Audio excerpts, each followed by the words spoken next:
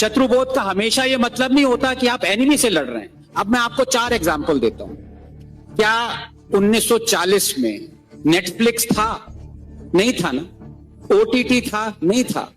फिर भी जिसको आज भी हम महात्मा कहते हैं वो 16 साल की बच्चियों के साथ सो रहा था।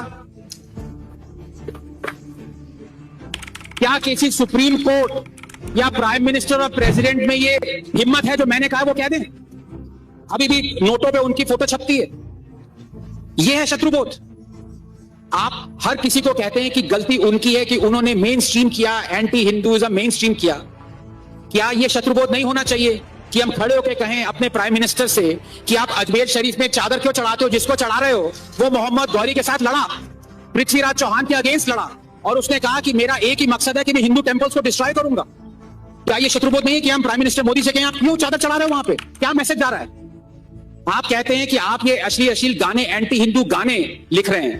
क्या यह शत्रुबोध नहीं होगा कि हम प्राइम मिनिस्टर मोदी से कहें कि आप खुसरो को यूलोजाइज क्यों कर रहे हो, जिसका सबसे डेवास्टेटिंग सॉन्ग है छाप तिलक सब चीनी, फोर्स कन्वर्जन सॉन्ग, उसको आप मालाएं चढ़ा रहे हो।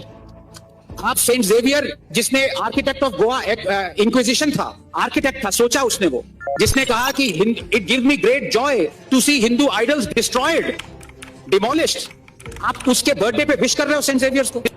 तो शत्रुबोध हमें खुद देखना है, अपने गिरेबान में झांक के देखना है, हिम्मत रखनी है कि जो चीज गलत हम लोग कर रहे हैं वो और कई लोग ये कर रहे हैं। अगर आप शिफाली वैद्या जी को देखो, वो हर बार मिनिस्ट्री ऑफ कल्चर जो हर दूसरे हफ्ते एक बुक लॉन्च करवा देती है उस ऑथर की जो कि 50 साल से हिंदुओं को गाली देता आ रहा है।